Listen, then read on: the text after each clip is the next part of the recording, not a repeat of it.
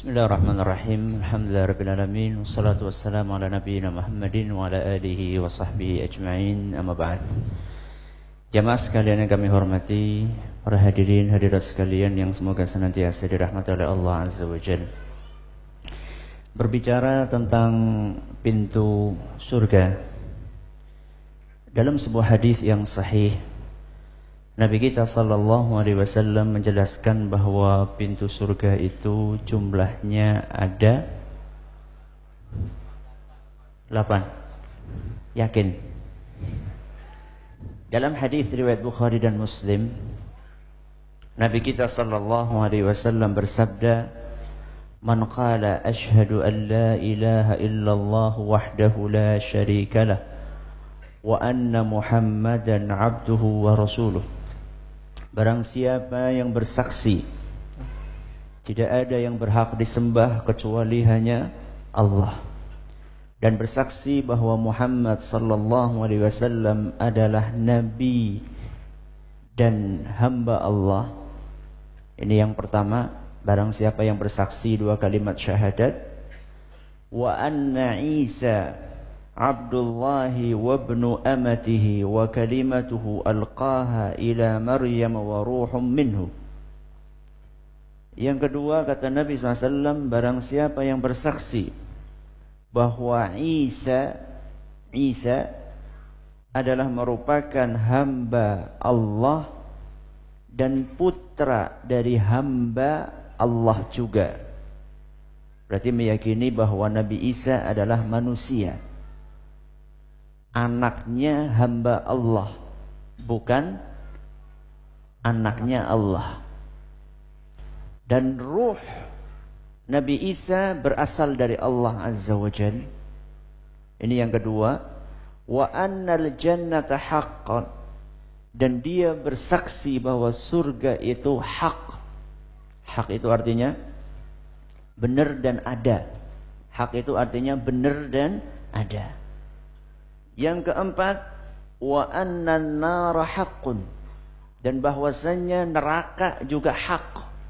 Maksudnya ada dan benar, maksudnya benar adanya. Barang siapa yang melakukan 4 hal ini, kata Nabi sallallahu alaihi wasallam, adkhalahu Allahu min ayyi abwabil jannati tsamaniyati sya', maka Allah akan memasukkan dia ke salah satu di antara 8 pintu surga yang dikehendaki oleh Allah Subhanahu wa taala. Nah, jadi dari sini kita mengetahui bahwa pintu surga itu ada berapa? 8. Hadis riwayat Bukhari dan Muslim. Nah, Ustaz, disebutkan tadi 8 pintu surga. Apakah ada nama-namanya, Ustaz, untuk 8 pintu surga itu? 8 pintu surga itu, kata para ulama kita, ada nama-namanya. Nah, hanya saja di antara nama-nama itu ada yang dalilnya jelas, gamblang, menyebutkan pintu, namanya pintu surga anu A, B, C. Ada nama-nama yang merupakan hasil kesimpulan dari para ulama manakala mereka membaca dalil. Di antara nama-nama yang gamblang, jelas disebutkan dalam hadis Nabi SAW, di antaranya ada 4. Ada berapa? Ada 4. Ada yang tahu? Ini nggak pakai hadiah ya? Pakai juga nggak apa-apa, Ustaz. Pakai nggak apa-apa. Silakan, Ustaz. 4 coba. 1.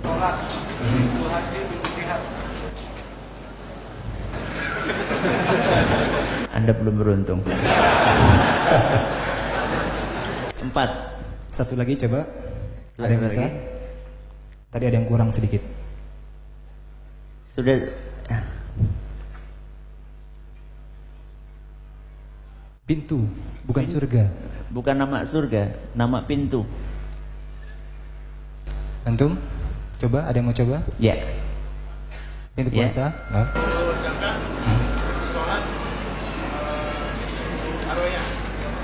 Aroyan puasa, saudaraku. Baik, lanjut, Ustaz. Ya, Anda bacain ya. Ada 4 pintu ya yang jelas-jelas disebutkan oleh Nabi sallallahu alaihi wasallam namanya. Yang pertama pintu salat. Pintu apa? Salat. Yang kedua pintu jihad. Pintu jihad. Yang ketiga pintu sedekah. Yang keempat pintu royan. Royan ini untuk orang yang rajin puasa. Ini yang jelas-jelas disebutkan. Saya bacakan hadisnya.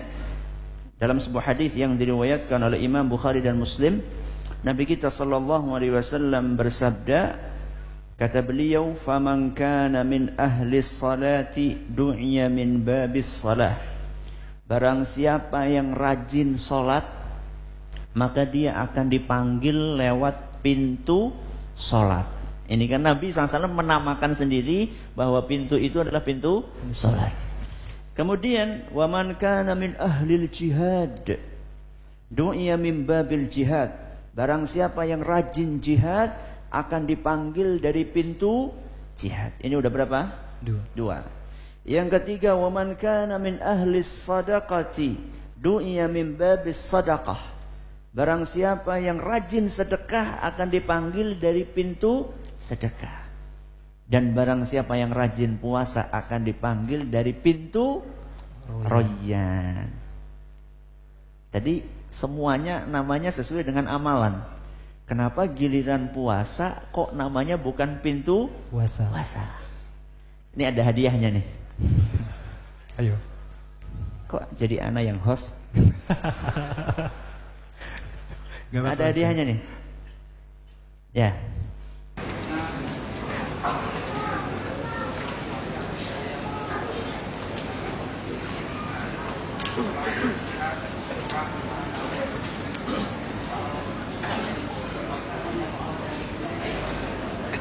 Kalau ada orang sedekah sembunyi-sembunyi gimana? Baik. Bagus, usahanya udah bagus. Gimana? Iya, yang ngasih nama Nabi, tapi kenapa kok namanya bukan pintu puasa gitu loh.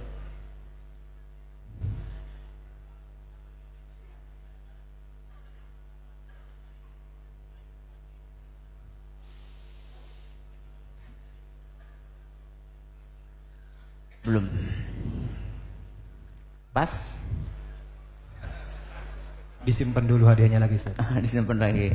Kenapa namanya royan? Royan artinya apa royan? Loh, antum sering dengar kata royan, artinya apa royan?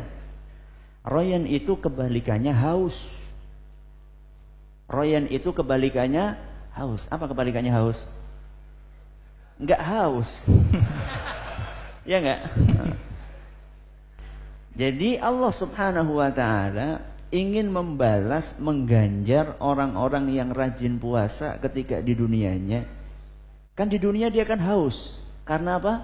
Puasa. Masa di akhirat suruh haus lagi? Masuk lewat pintu namanya pintu puasa. Di akhirat nggak ada puasa. Ya. Makanya diganjar dengan sesuatu yang kebalikannya. Dia diberi pintu namanya royan. Jadi nanti di surga udah nggak ada puasa lagi. Di sana tinggal menikmati jamuan yang ada. Itu beberapa nama, dan masih ada beberapa nama yang lainnya yang berkaitan dengan pintu-pintu surga. Ya. Baik, Ustadz. Kita mungkin lebih menyesuaikan ke tema, Ustadz. Ya. Untuk pintu yang tadi disebutkan, Ustadz, pintu royan, pintu jihad dan sholat. Dan ini kita judulnya pintu surga di rumah. Apa maksud dari pintu surga di rumah, Ustaz? Ya, tentunya nggak ada ya nama pintu surga, pintu rumah tuh nggak ada. Jadi 8 itu nggak ada namanya pintu rumah, itu nggak ada. Cuman maksud saya ngasih judul seperti ini adalah pintu surga di rumahmu. Maksudnya adalah ternyata di dalam rumah kita itu ada amalan yang kalau kita usahakan senantiasa kita jaga, itu akan mengantarkan kita kemana? Ke surga. Dan subhanallah, pintu yang ada di rumah ini yang mengantarkan kita ke surga malah sering kita abaikan. Ini kan ajib. Ya. Ada orang mencari surga jauh-jauh kemana-mana, padahal di rumahnya ada. Apa itu? Mari kita dengarkan kisah seorang ulama yang bernama Iyas bin Muawiyah. Siapa namanya? Iyas bin Muawiyah. Pada suatu hari Iyas bin Muawiyah kehilangan ibunya, meninggal dunia ibunya. Dan wajar yang namanya orang meninggal, keluarganya pasti akan merasa sedih. Akan tetapi Iyas ini, nangisnya ini mungkin kalau orang menganggap kurang wajar, ya, terlalu lama nangisnya. Akhirnya ditanya salah seorang temannya, "Ma yubkika?" Apa yang bikin kamu menangis begitu lama? Kata Iyas, "Kana li babani maftuhani minal jannah fa ughliqa ahaduhuma." Kata Iyas, kemarin saya masih punya 2 pintu surga di rumahku. Hari ini 1 pintu udah ditutup. Maksudnya apa? Orang tua. Jadi maksud dari pintu surga di rumahmu adalah berbakti kepada orang tua. Ini yang kadang-kadang tidak kita sadari. Banyak di antara kita masih lengkap itu pintu 2. Tapi juga tidak sedikit di antara kita yang pintunya tinggal 1. Dan ada di antara kita yang pintunya sudah gak ada dua-duanya. Ustaz, itu ada hadisnya enggak itu Ustaz? Itu kan perkataan salaf, perkataan ulama. Ada hadisnya. Dalam sebuah hadis yang diriwayatkan oleh Imam At-Tirmidzi, dan hadis ini dinyatakan sahih oleh beliau, kata Nabi sallallahu alaihi wasallam, "Al-walidu awsatu abwabil jannah." Kata Nabi sallallahu alaihi wasallam, orang tua adalah merupakan pintu surga yang paling tengah. Kata Nabi SAW, orang tua adalah merupakan pintu surga yang paling tengah. Fa in syi'ta fa'adhi' dzalikal bab aw ihfadhu. Kalau kamu mau, sia-siakanlah itu pintu, atau kalau kamu mau, jagalah pintu tersebut. Wallahu a'lam, apakah kita termasuk orang yang menyia-nyiakan pintu itu, atau justru kita berusaha memanfaatkan pintu itu sebaik-baiknya? Saya yakin masing-masing dari kita semuanya pengen masuk surga, iya enggak? Semuanya pengen.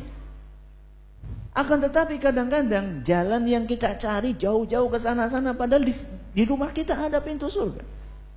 Amat disayangkan, tidak sedikit di antara kaum muslimin ketika disuruh ngapa-ngapain sama orang tuanya, dia merasa berat. Suruh bawain belanjaan, suruh ngantar ke pasar, terutama yang masih muda-muda ini, kadang-kadang disuruh ngantar ke pasar bawa kresek, malu gitu kan. Akhirnya dengan terpaksa pergi ke pasar bawa ransel. Sayur dimasukin kemana? Mending masih mau ke pasar daripada gak mau. Ya. Kalau misalnya dia sadar bahwasannya ini adalah pintu ke surga, jadi saya mijetin orang tua, ini akan mengantarkan saya ke surga. Saya nyuciin bajunya orang tua, nyuciin piringnya orang tua, ini akan mengantarkan saya ke surga. Gak tahu antum ini masih dicuciin gak sama orang tua? Yang udah nikah ya enggak, yang belum nikah masih dicuciin enggak? Masih? Keterlaluan. Terlalu. Kalau misalnya sudah segede, ya sudah kuliah masih dicuciin sama orang tuanya, terlalu, ya. Kenapa? Justru kita yang seharusnya mencuciin bajunya orang tua. Loh, Ustaz tinggal masukin ke mesin, justru tinggal masukin ke mesin cuci, ngapain nyuruh orang tua? Sudah tahu tinggal masukin ke mesin cuci, kenapa nggak ente sendiri yang cuci? Ngapain nyuruh orang tua? Kalau misalnya kita menghadirkan perasaan bahwa ini jalan kita ke surga, akan terasa ringan. Anda nyuciin orang tua, baju orang tua, ini untuk mengantarkan saya ke surga. Makanya para ulama dahulu, di antaranya Imam Muhammad Ibnu Munkadir, seorang ulama besar, dia pernah cerita, pada suatu malam, semalam suntuk saya mijetin ibu saya. Sedangkan saudara saya yang bernama Umar bin siapa? Umar bin Munkadir, jelas. Kan tadi saya sebut Muhammad bin Munkadir. Saudaranya namanya Umar bin Munkadir. Masa kayak gitu butuh mikir? Ya enggak? Kan gampang banget pertanyaan, makanya enggak pakai hadiah pertanyaan. Diceritakan kata Muhammad bin Munkadir, ya, pernah semalam suntuk saya mijeti ibu saya. Semalam suntuk. Sedangkan saudara saya, siapa tadi namanya? Umar, sholat malam semalam suntuk. Yang satunya mijetin ibunya semalam suntuk, yang satunya sholat malam semalam. Apa kata Muhammad? Saya enggak minder sama amalannya si Umar. Dan saya juga enggak merasa bahwa amalan yang saya lakukan itu lebih rendah dibandingkan amalannya si Umar. Itulah fikihnya, pemahaman para ulama kita yang sangat dalam, bahwa ini akan mengantarkan ke surga. Bukan cuma sholat malam aja yang mengantarkan kita ke surga. Nabi SAW pernah ditanya, an aktsari ma yudkhilun nasal jannah. Nabi SAW pernah ditanya tentang amalan apakah yang paling banyak memasukkan orang ke surga. Apa kata Nabi SAW? Taqwallahi wa husnul khuluq. Yang paling banyak memasukkan orang ke surga adalah takwa kepada Allah dan akhlak yang mulia. Si Umar ini mengambil takwanya, si Muhammad ini ngambil akhlak yang baiknya. Hadis riwayat At-Tirmidzi. Wallahu a'lam. Baik, Ustaz, tadi disebutkan banyak dalil-dalil dari para ulama, Ustaz. Mungkin bisa disebutkan ayat-ayat untuk birrul walidain atau berbakti kepada orang tua ini, Ustaz. Iya. Ayat di dalam Al-Qur'an tentang birrul walidain itu banyak sekali.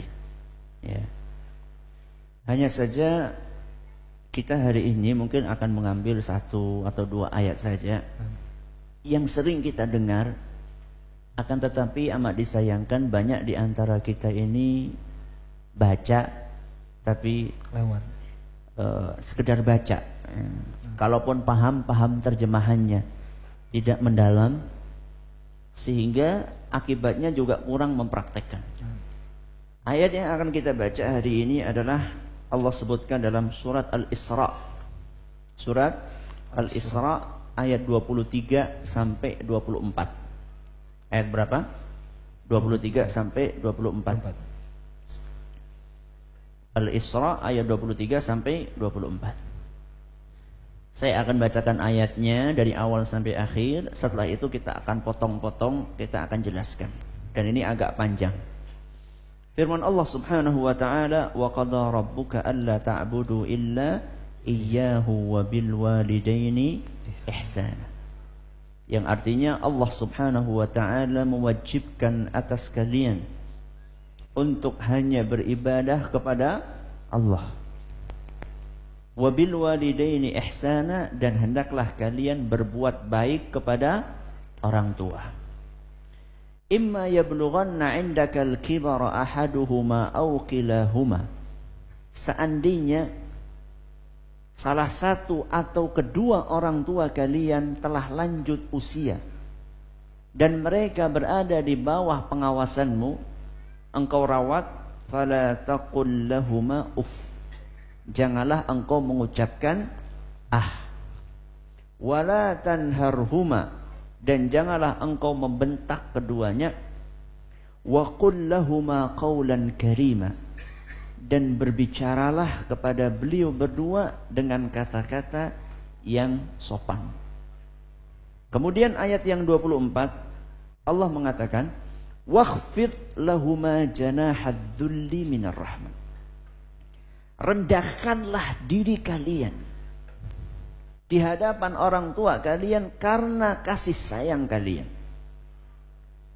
Kemudian kata Allah, wa qur rabbirhamhuma kama rabbayani shaghira. Dan ucapkanlah rabbirhamhuma, ya Allah sayangilah kedua orang tuaku kama rabbayani shaghira, sebagaimana keduanya telah mendidik aku ketika aku masih kecil. Kita akan baca satu persatu ayat ini. Ayat ini berisikan dua hak yang sangat besar. Yang pertama adalah haknya Allah. Itu difirmankan di dalam wa qadha rabbuka alla ta'budu illa iyyah. Allah Subhanahu wa taala mewajibkan kalian untuk hanya beribadah kepada Allah. Dan ini yang biasa diistilahkan dengan tauhid. Ini hak asasinya Allah. Selama ini orang hanya bicara masalah hak asasi manusia, akan tetapi lupa tentang hak asasinya Allah. Bukan ham ya, hak asasi Allah Subhanahu wa taala. Apa itu? Yang paling utama adalah tauhid. Setelah Allah Subhanahu wa taala menyebutkan hak yang paling agung, Allah Azza wa Jalla menyebutkan hak yang kedua. Yang ini merupakan hak yang sangat besar. Wa bil walidaini ihsana.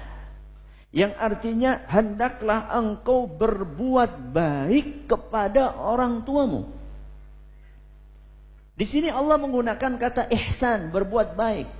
Segala macam bentuk, entah itu ucapan, entah itu perbuatan, kita diperintahkan untuk berbuat baik kepada orang tua.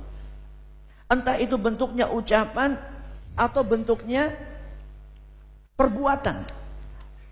Entah itu yang sifatnya fisik maupun yang sifatnya finansial. Yang fisik itu contohnya kayak bantu orang tua berkebun, ya, bantu orang tua berkebun, bantu orang tua nyuci, bantu orang tua ngepel, bantu orang tua nyapu, ya. Bersih-bersih lah, intinya bersih-bersih rumah. Siapa yang hari ini bersihin rumah? Yang belum nikah, mana yang belum nikah? Yang belum nikah mana? Banyak. Siapa yang hari ini nyapu? Kalau akhwat mungkin banyak Ustaz ya.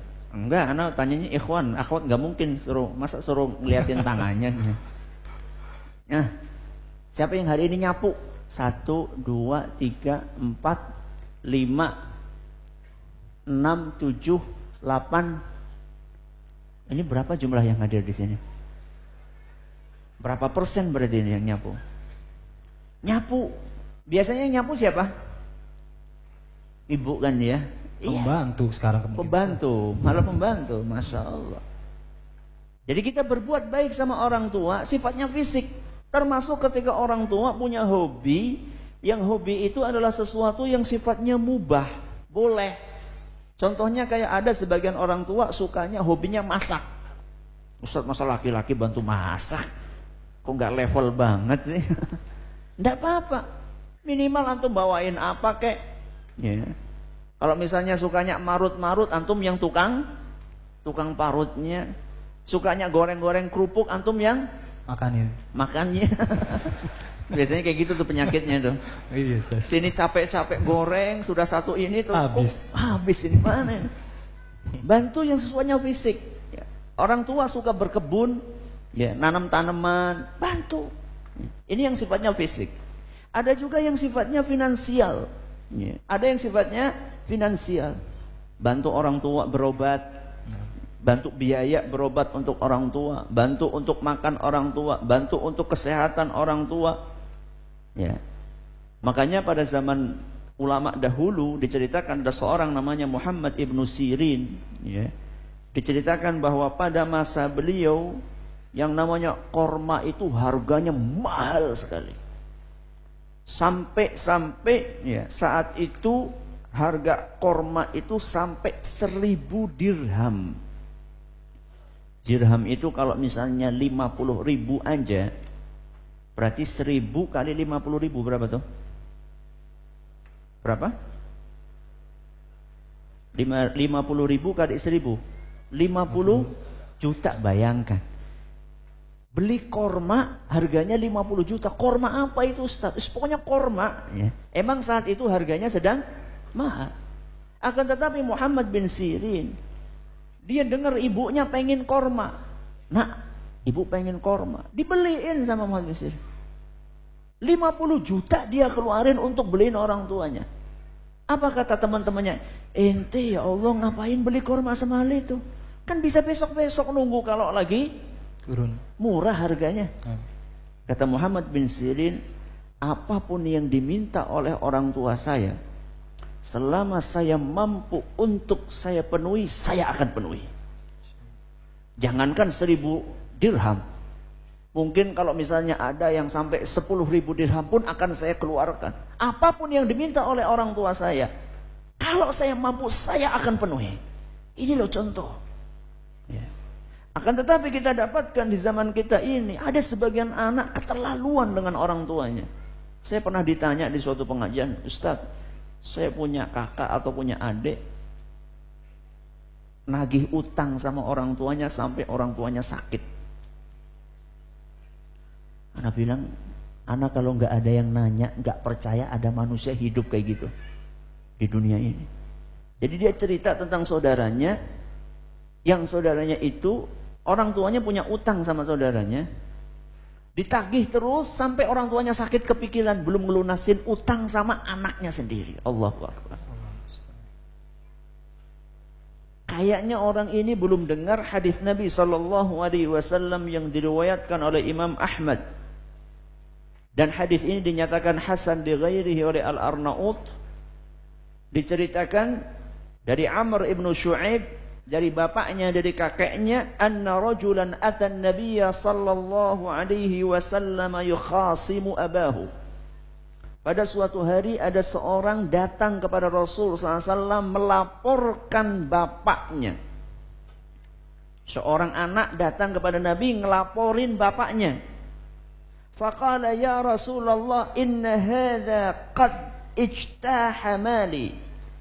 Wahai Rasul, bapakku ini sudah bikin saya bangkrut. Astagfirullah.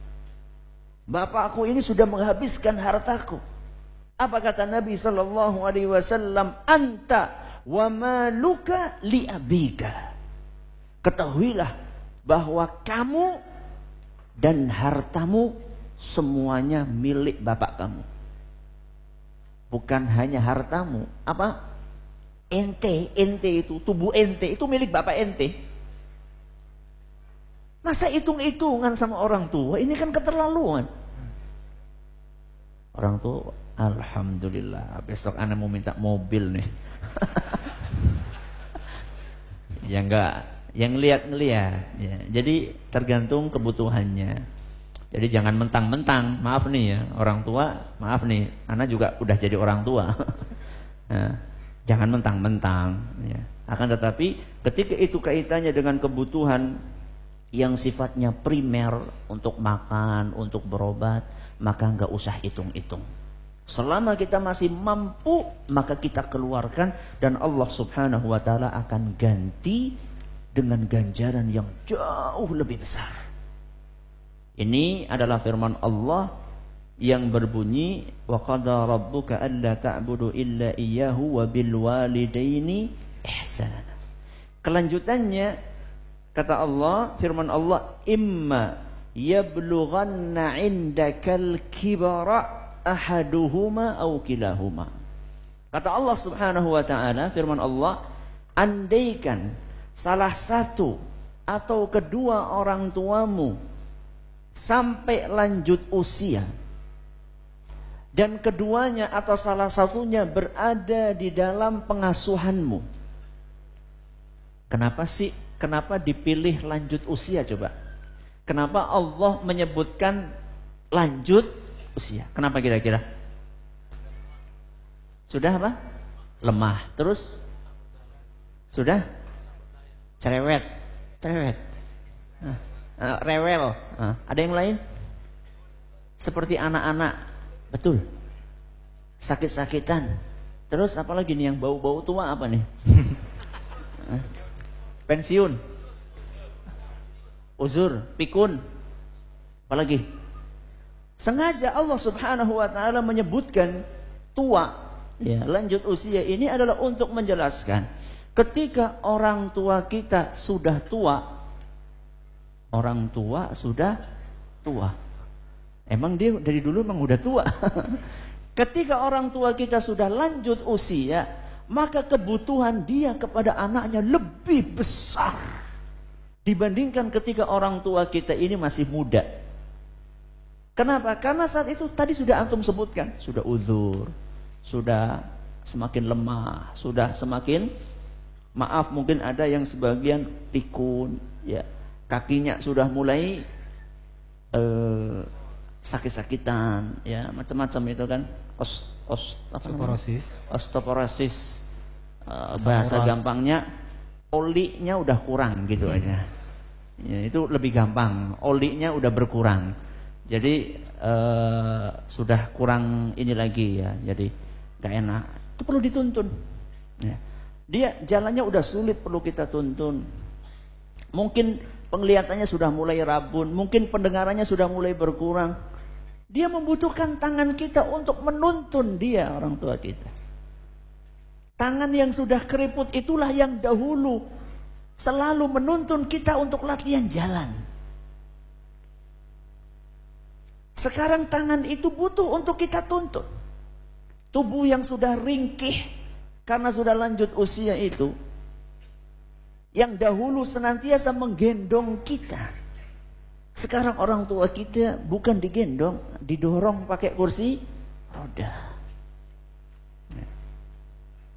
Dia yang selalu membawa kita kemana-mana ketika kita masih di perut ibu. Gak pernah ibu kita kepikiran naruh kita barang semenit, gak ada. Ke pasar dibawa, kemana lagi?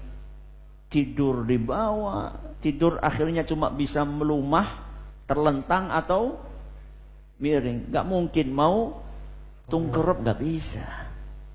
Bayangkan, gak pernah kepikir. Coba antum pikirkan, bawa ransel. Antum dulu beratnya berapa kilo? Nah, yang 3 kilo misalnya, bawa ransel 3 kilo selama 9 bulan. Gimana rasanya? Tidur dibawa, ke kamar mandi dibawa, sholat dibawa. Pernah gak ada ibu-ibu ke kamar mandi, sebentar dong anak taruh dulu? Gak ada. Tubuh itulah yang membutuhkan bantuan kita. Makanya para ulama kita dahulu luar biasa kalau masalah berbakti kepada orang tua. Diceritakan di dalam sebuah kitab Al-Bir Was-Silah dari Imam Ibnu Jauzi, ada seorang datang kepada Ubaidullah ibnu Umair. Kata dia, kata orang tersebut, hamaltu ummi ala raqabati min Khurasan hatta qadaitu bihal manasik. Wahai Ubaidullah, saya ini gendong ibu saya mulai dari Khurasan. Khurasan itu mana ya? Ya daerah Persia sana lah, kira-kira di sekitar Iran gitulah, daerah-daerah sana, Afghanistan gitu. Saya gendong ibu saya dari Khurasan sampai selesai haji. Berapa kilo kira-kira? Coba anak tanya sama antum, siapa yang pernah gendong ibunya? Angkat tangan. 1, 2, 3, 4, 5. Berapa jam kuat? Berapa jam kuat gendong ibu? Sejam. Sejam sudah apa? Encoknya kamu. Ini dari Khurasan sampai ke Mekah, sampai ke Madinah, sampai balik lagi. Bertanya kepada Ubaidullah, kata orang tersebut, hal aturani jazaituha, apakah dengan apa yang saya lakukan ini, menurut kamu saya sudah membalas jasa orang tua saya? Ribuan kilometer saya jalan kaki gendong tubuh ibu saya. Apakah dengan seperti ini saya sudah bisa membalas jasa orang tuaku kepada diriku? Apa kata beliau? La. Apa artinya la? Tidak. Tidak. La. wala talqatan wahidah. Kamu itu belum bisa membalas walaupun hanya sekedar membalas kontraksi ibumu satu kali. Jadi kalau orang mau melahirkan kan ada kontraksinya itu, ada dorongan-dorongan, ada mengejannya. Jadi ibu kamu mengejan sekali, itu nggak bisa dibalas dengan kamu gendong ibu kamu ribuan kilometer. Itu baru ngejannya, belum melahirkannya, belum menyusuinya, belum mendidiknya. Ya. Makanya di sini Allah Subhanahu wa taala mengatakan, imma yablughanna 'indakal kibara ahaduhuma aw kilahuma. Kemudian Allah mengatakan fala taqul lahuma uff. Janganlah kamu katakan uff. Uff ini mungkin di dalam bahasa kita apa? Atau mungkin juga cek. Ya. Nah, bisa semua kan? Ya. Mungkin itu ya. Kata sebagian ulama, "Lau 'alimallahu syai'an minal 'uquqi adna min uffin la haramahu." Kata seorang ulama, andaikan ada tingkat kedurhakaan yang lebih kecil dari uff, niscaya Allah akan sebutkan. Jadi yang paling kecil aja nggak boleh. Apalagi yang lebih besar. Ketika kita menghadapi orang tua kita sudah mulai pikun, ya, sudah mulai lanjut usia, biasanya orang tua itu lebih sensitif. Ini yang membutuhkan ekstra kesabaran. Apa-apa kayaknya salah. Datang bawa oleh-oleh, katanya ngapain bawa oleh-oleh? Kan sudah banyak makanan di rumah. Salah. Besok nggak bawa oleh-oleh, dikatakan tega-teganya jauh-jauh nggak bawa oleh-oleh. Yang benar gimana? Sensitif orang tua kita. Ketika sudah mulai lanjut usia dia sensitif. Kita perlu kesabaran. Sebagaimana dahulu orang tua kita itu sabar untuk melatih kita berbakti, melatih kita jalan, melatih kita baca. Nanya, nggak tahu kita berapa kali coba nanya sama orang tua kita. Tanya satu barang. Anak sekarang itu kadang-kadang sama anak-anak, yang terutama yang terakhir ini, kadang-kadang yang namanya nanya itu barang satu ditanya bolak-balik. Misalnya nih, dia tanya misalnya, ini apa Bi? Gelas. Besoknya nanya lagi, ini apa nih? Gelas. Besoknya nanya lagi, gelas. Kadang-kadang mau jengkel juga, terus anak pikir-pikir, kayaknya nyontoh anak tuh dulu. Coba lihat bagaimana sabarnya orang tua. Dan seingat anak, belum pernah orang tua dulu bentak gara-gara kebanyakan. Entah berapa belas kali kita nanya satu barang. Itu baru satu barang loh. Di rumah itu ada berapa barang? Puluhan, ratusan barang. Berarti berapa kali orang tua kita menghadapi pertanyaan kita. Belum ketika kita mainan air, ya, air yang ada di bak dikuras sampai habis. Belum lagi kita mainan pasir, belum lagi kita mecahin gelas. Lihat kesabaran orang tua. Nah sekarang kita hanya sekedar dikatain masalah oleh-oleh sudah jengkel. Bapak maunya apa sih? Dibawain oleh-oleh kayak gini, nggak dibawain kayak gini. Maunya apa sih? Subhanallah. Ya. La taqul lahuma uff. Cek aja nggak boleh sama orang tua. Ya. Makanya perhatikan baik-baik. Ya. Kadang-kadang kita menghadapi orang tua sakit, misalnya orang tua sakit, kita tawarin, ayo Pak, kita berobat. Enggak usah lah. Besoknya tawar lagi, ayo Pak berobat, enggak usah lah.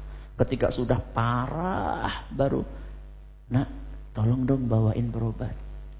Perasaannya gimana coba? Di dalam hati kita ngomong apa? Kemarin enggak mau, sekarang minta. Cuman kalau bisa itu jangan diucapkan. Jangan diucapkan. Khawatirnya nanti orang tua kita akan tersinggung. Khawatirnya nanti orang tua kita akan tersinggung. Yang dibutuhkan sama orang tua kita sekarang adalah belayan tangan kita, kasih sayang kita. Saya pernah diceritakan, ada seorang khatib Jumat. Saya hadir di sebuah khutbah di suatu masjid, ya dekat Purbalingga gitu. Dia cerita, Khotibnya cerita, saya barusan menjenguk orang tua. Bukan orang tua dia, menjenguk tetangga, bapak dan ibu. Yang dua-duanya sama-sama stroke. Ketika saya jenguk, bapak dan ibu itu sama-sama menangis. Terus kata khatib itu, saya tanya, kenapa menangis? Saya ini menyesal. Loh, menyesal apa? Saya pernah mendoakan anak saya, cuman doa saya salah. Emang doa bapak apa? Dahulu ketika saya masih muda, saya doakan seluruh anak kita jadi orang. Emang sekarang bukan orang. Maksudnya jadi orang yang sukses gitu, secara dunia. Dan sekarang seluruh anak saya lupa jumlahnya 5 apa 6, semuanya sukses. Satu di Kalimantan, satu di Sumatera, satu di mana, semuanya gajinya gede-gede. Dan semuanya berlomba-lomba untuk mengirimkan uang buat saya. Rumah sakit paling mahal siap. Babysitter, kalau untuk bukan babysitter ya apa? Suster. Suster yang mau cari yang kayak apa bisa dibayar. Makanan yang enak bisa. Semuanya berlomba-lomba untuk ngirim duit, tapi bukan itu yang saya minta. Yang saya minta adalah bagaimana anak-anak saya mau untuk menyuapi.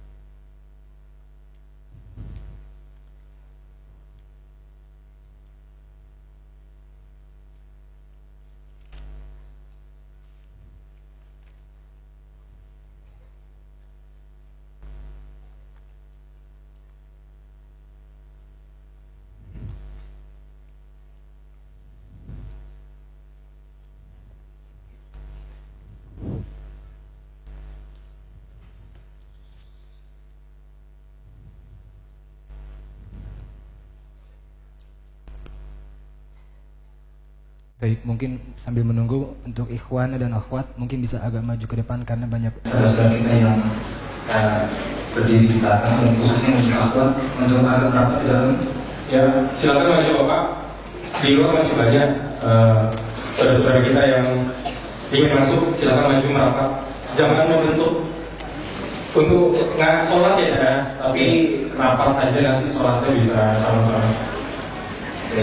Akhwat juga untuk bagian akhwat dipersilakan maju karena di belakangnya masih banyak ibu-ibu. Ya, untuk apa akhwat ya, karena ruang space-nya kan mungkin agak. Silakan maju, silakan. Nah, terima kasih atas kerjasamanya. Karena sudah dipisah memangnya nggak ada iwan di akhwat ya, jadi nggak apa-apa ya.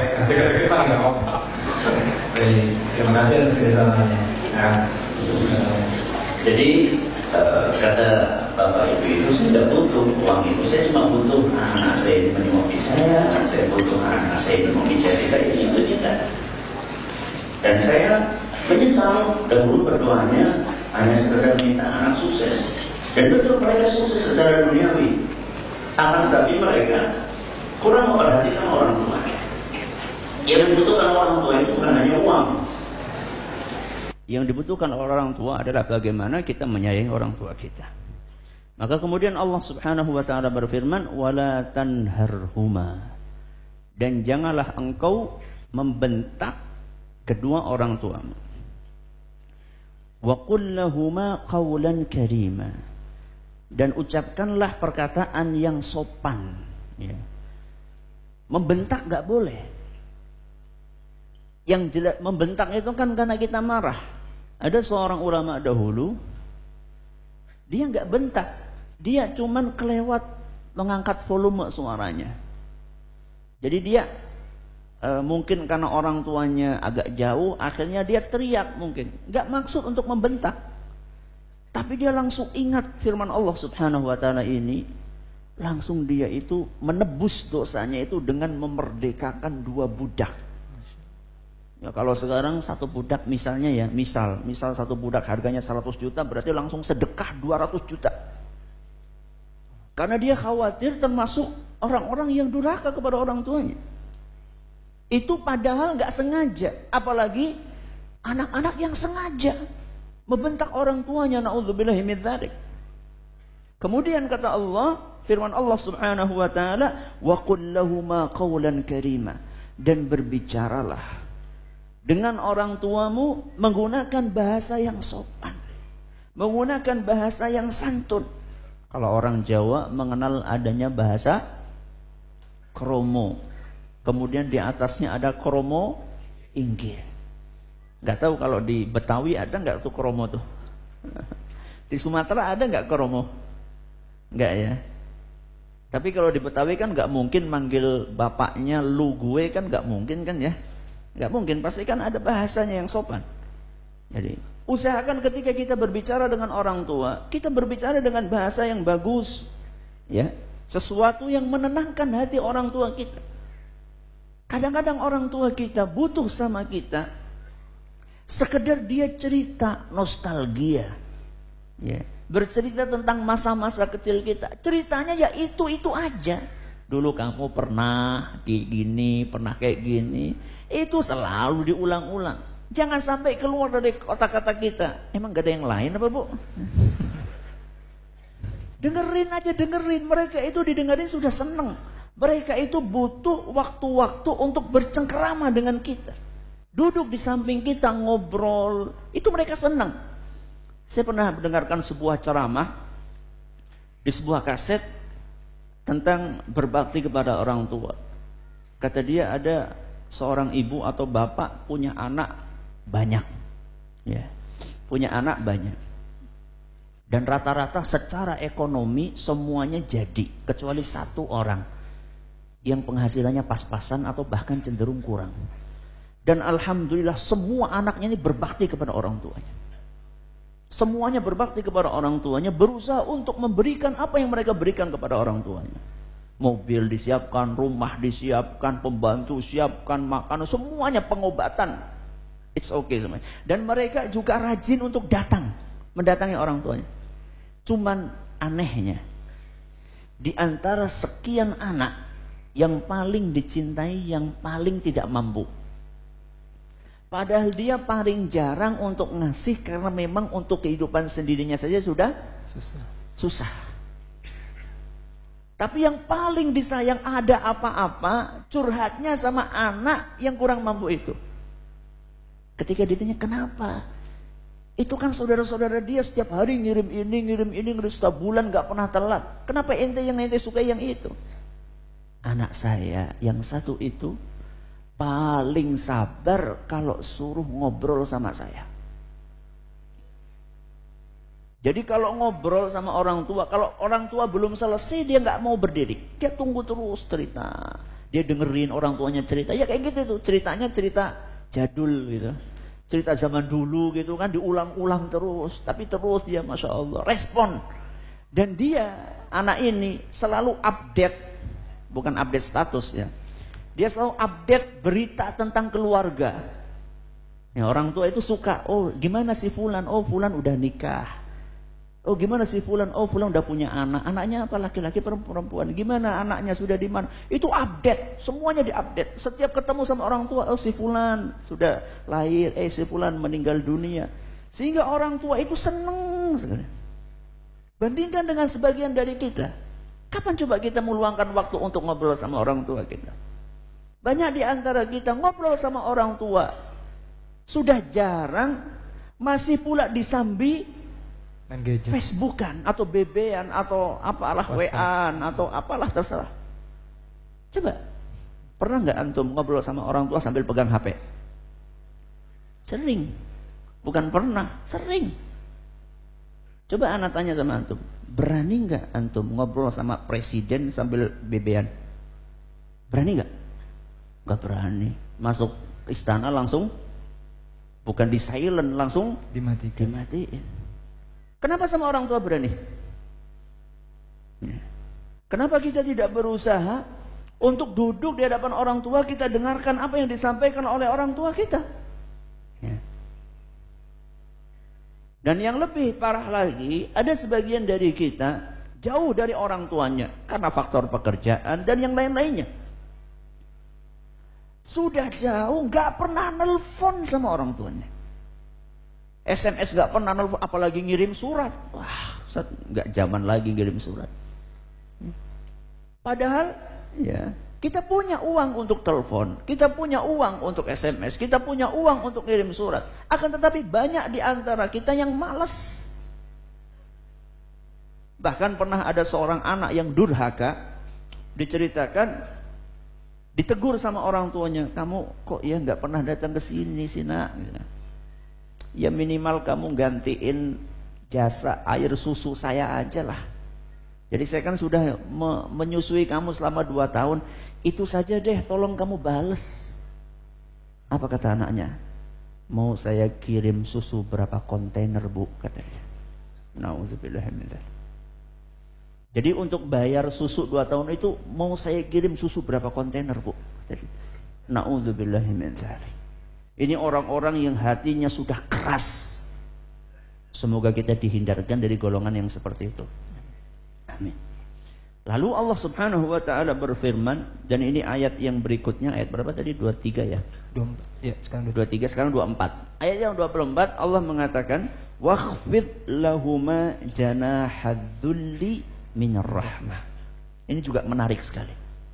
Wakhfid lahuma janahadzulli minar rahmah. Firman Allah Subhanahu wa taala, rendahkanlah diri kalian di hadapan orang tua. Ini etika yang sering kita lupakan. Rendahkanlah diri kalian di hadapan orang tua. Alias kalau sudah berhadapan dengan orang tua, posisikan kita lebih rendah dibandingkan mereka.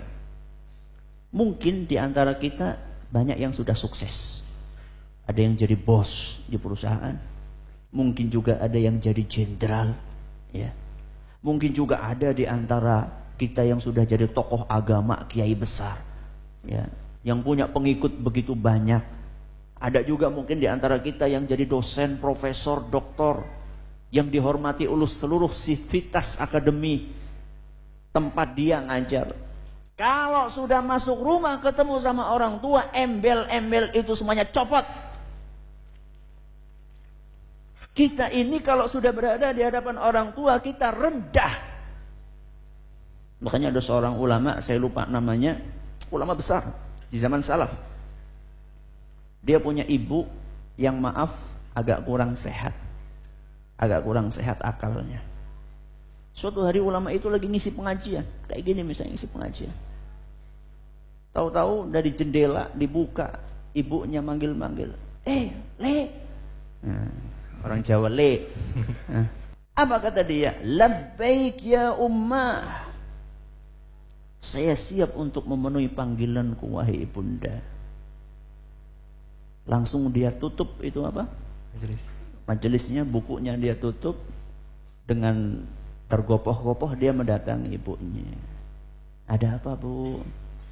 Itu ayam-ayam di rumah belum dikasih makan katanya. Bayangkan, dipanggil dari jendela, kirain ada masalah penting kan, adiknya kecemplung sumur itu kan mungkin kan panggil-panggil. Suruh ngasih makan apa? Ayam. Suruh ngasih makan ayam. Oh iya, siap. Langsung dia gandeng ibunya, rumah kasih makan ayam.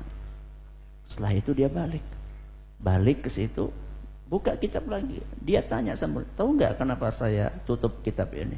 Karena ada yang tanya mungkin kan, ini lagi pengajian kok masa ditutup, cuma suruh ngasih makan ayam aja. Kata ulama tersebut, saya berbakti kepada orang tua saya hukumnya fardu ain. Fardu ain. Sedangkan saya ngajar kalian ini hukumnya fardu kifayah. Jadi saya harus mendahulukan yang fardu ain daripada yang fardu kifayah. Lihat. Begitulah para ulama kita mencontohkan, merendahkan diri depan orang tua. Enggak ada embel-embel ulama, enggak ada embel-embel kiai kalau sudah di hadapan orang tua kita. Enggak ada embel-embel pejabat, enggak ada embel-embel jenderal. Jenderal itu sudah lepas itu semua kalau sudah di hadapan orang tua. Walaupun orang tua kita itu mungkin hanya tamatan SD, sedangkan kita sudah S apa? S teler. Itu udah nggak ada itu. Kalau sudah di hadapan orang tua kita harus rendah. Kenapa kita harus merendah? Karena jasa mereka yang sangat besar kepada kita. Coba bandingkan, ya. Bandingkan ketika kita berhadapan dengan atasan kita, ketika kita berhadapan dengan bos, ketika kita berhadapan dengan pejabat. Kenapa kita bisa duduk begitu sopan? Sedangkan di hadapan orang tua kita, kita tidak bisa duduk dengan sopan.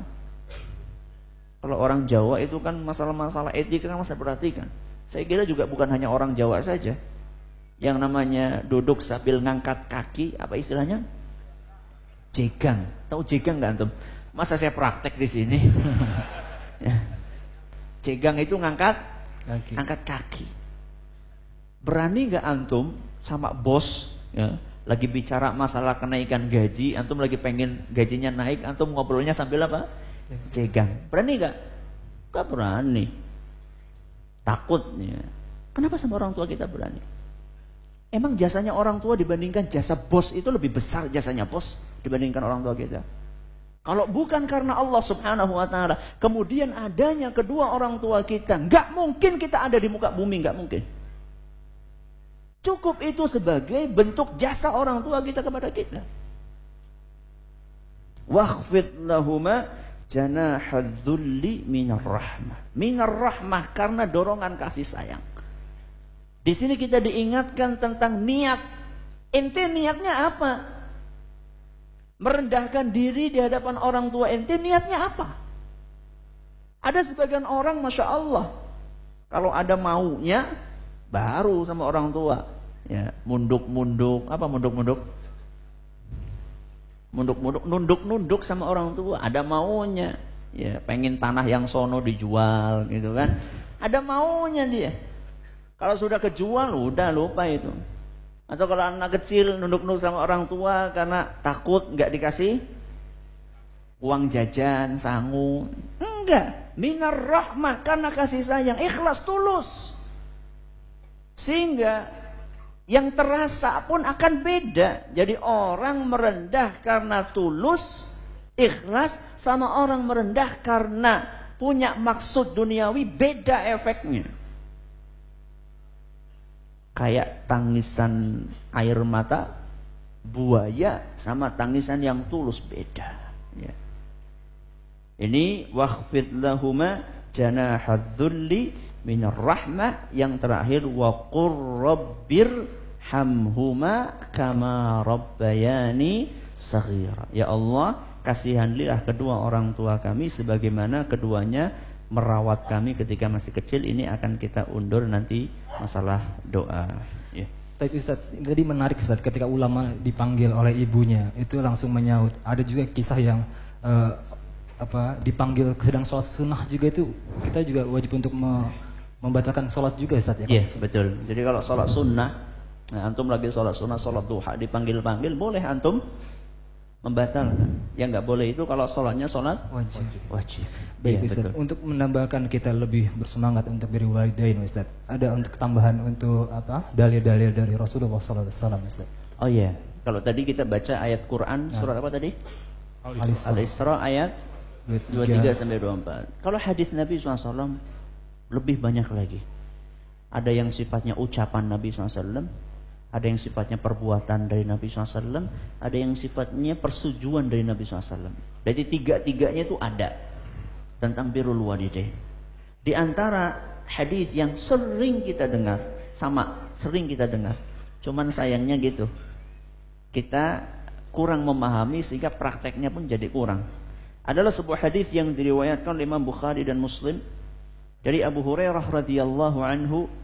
Beliau berkata, "Ja'a rajulun ila Rasulillah sallallahu alaihi wasallam faqala."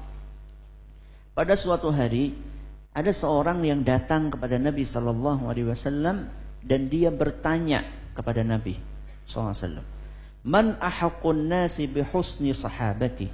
Wahai Rasul, siapakah manusia yang paling berhak untuk saya sikapi dengan sikap yang baik? Siapakah yang paling berhak untuk saya sikapi dengan cara yang baik? Maka Nabi SAW menjawab, ummuka. Apa artinya? ibumu. Sahabat itu bertanya, terus siapa? Nabi melanjutkan, ummuka, ibumu. Terus siapa lagi? Ibumu. Sampai berapa kali? 3 kali. Tsumma man, yang keempatnya ditanya, terus siapa lagi? Baru Nabi SAW mengatakan, abuka. Apa abuka? Bapakmu. Ini hadis mungkin sejak SD kita sudah dengar. Ya enggak? Akan tetapi enggak tahu kita sudah praktek atau belum. Saya mendapatkan faidah ini dari Syekh Abdul Razak hafizahullah taala ketika ngisi di Roja. Saat itu saya lagi naik kendaraan, ada acara di Jakarta berapa tahun yang lalu saya lupa. Saya begitu dengar itu, saya seumur-umur ini kayak baru paham ini hadis. Jadi saya seperti antum pernah dengar hadis ini sejak SD. Jadi anak baru paham hadis ini, sedikit paham hadis ini baru sekitar 2, 3, 4 tahun yang lalu. Kata beliau, ya, kata Syekh, apa maksud dari man ahaqqun nasi bihusni sahabati? Apa maksud dari pertanyaan sahabat ini? Siapakah wahai Nabi orang yang paling berhak untuk disikapi dengan cara yang baik? Perhatikan kata-kata siapakah yang paling berhak. Ini yang beliau tekankan di situ. Sekarang saya tanya, apakah hadis ini menunjukkan bahwa orang lain selain orang tua itu tidak berhak untuk kita sikapi dengan baik? Apakah hadis ini menunjukkan seperti itu? Tidak. Jawabannya tidak. Ya. Bos kita berhak untuk kita hormati, pejabat berhak untuk kita hormati, ustadz berhak untuk kita hormati, dosen, guru berhak untuk kita hormati, pejabat berhak untuk kita hormati. Ya, orang-orang partner bisnis berhak untuk kita hormati. Akan tetapi yang ditanya di sini siapa yang paling, itu yang ditanya. Coba sekarang kita bandingkan.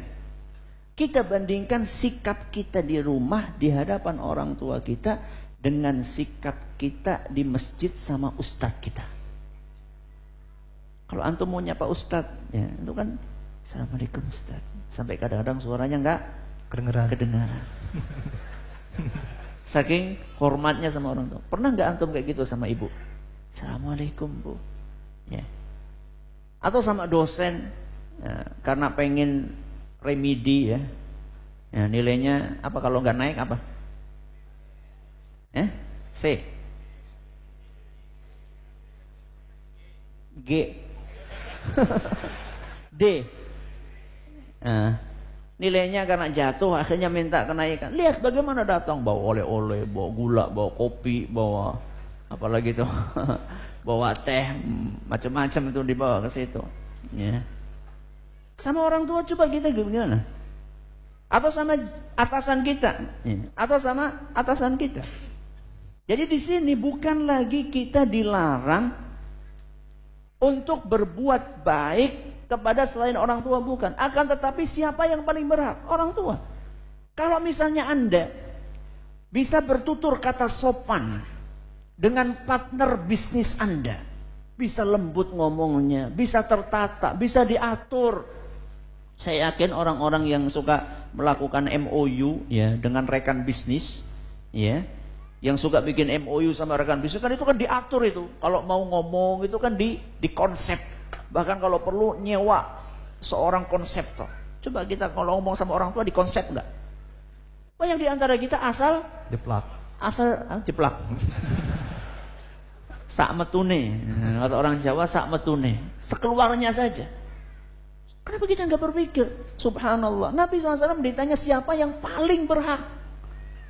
Jadi yang paling berhak untuk kita sikapi dengan lembut, dengan sopan adalah orang tua kita. Ibu kita baru bapak kita. Ini hadis riwayat Bukhari dan Muslim. Akan tetapi prakteknya subhanallah kita dapatkan jauh.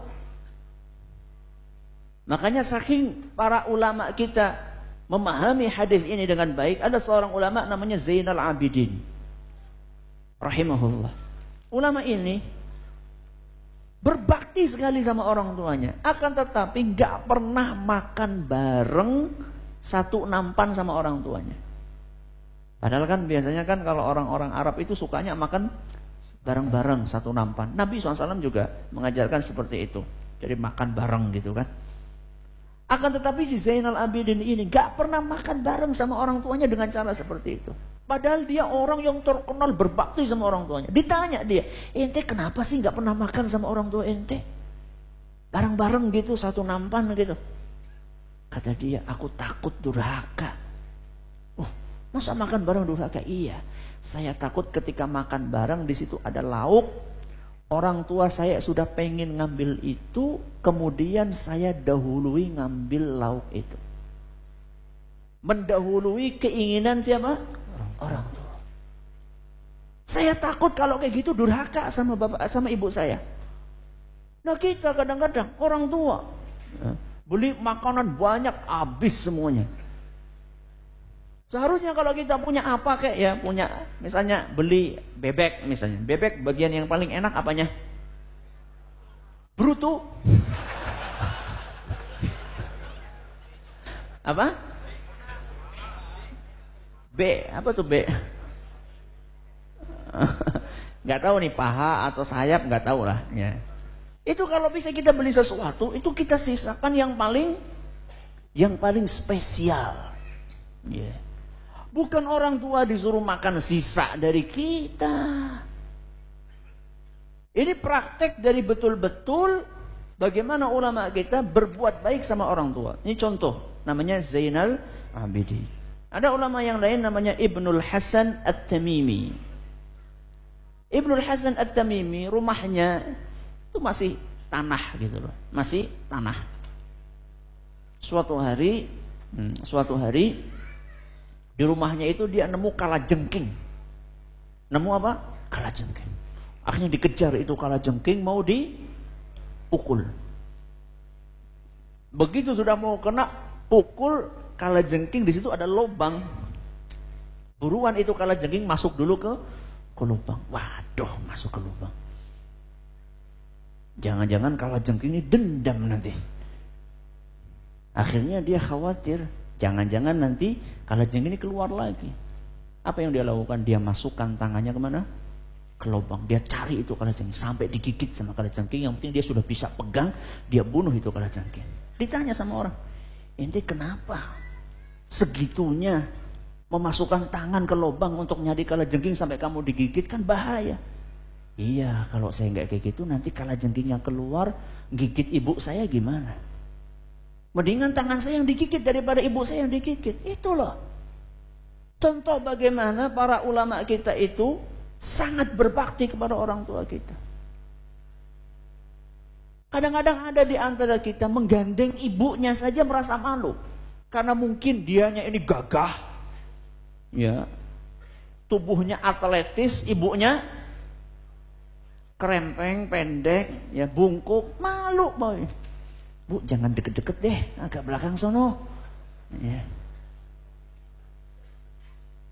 Digandeng, ya, sama orang tua. Kalau misalnya ada panas gitu kita bawain payungnya. Jangan sampai kita payungan sendiri bu kita. Kehujanan kayak gini. Naik kendaraan dipapa, suruh naik. Ketika turun berusaha untuk kita maksimalkan berbakti kita kepada orang tua kita. Kalau anda na'udzubillahi min dzalik, celaka. Makanya Nabi SAW dalam sebuah hadis yang diriwayatkan oleh Imam Muslim, kata Nabi SAW, raghima anf, thumma raghima anf, thumma raghima anf. Celaka, celaka, celaka. Berapa kali Nabi SAW? 3 kali. Celaka, celaka, celaka. Qila man ya Rasulullah. Wahai Rasul, siapa itu orang? Kasihan banget didoain celaka 3 kali. Kata Nabi SAW, man adraka abawaihi indal kibari ahadahuma aw kilayhima falam yadkhulil jannah. Celaka, celaka, celaka orang yang menjumpai salah satu atau kedua orang tuanya dalam keadaan lanjut usia, kemudian peluang itu tidak bisa memasukkan dia ke surga. Sampai dikasih kesempatan ketemu sama orang tua sampai lanjut usia, kok nggak bisa ini dimanfaatkan untuk masuk surga? Nabi SAW mengatakan celaka, celaka, celaka.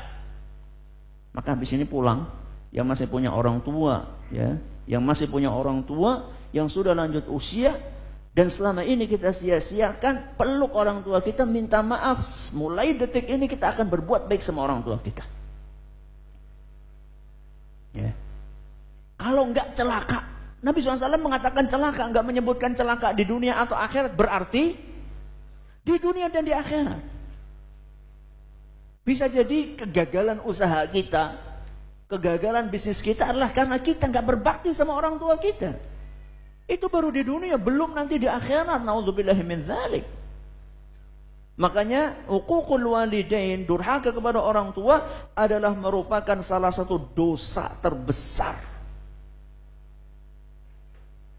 Dan sekuat apapun kita berbakti sama orang tua kita, tidak akan bisa menyamai perbuatan baik orang tua kita sama kita.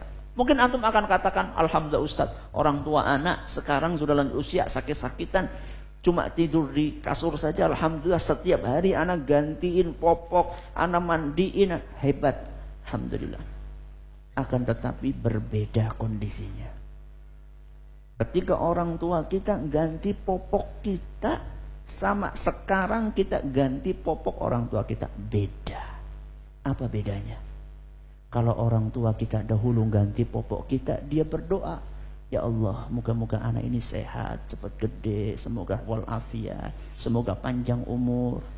Ini ketika orang tua kita ganti popok kita. Kalau sekarang anak mengganti popok orang tuanya, apakah seperti itu doanya?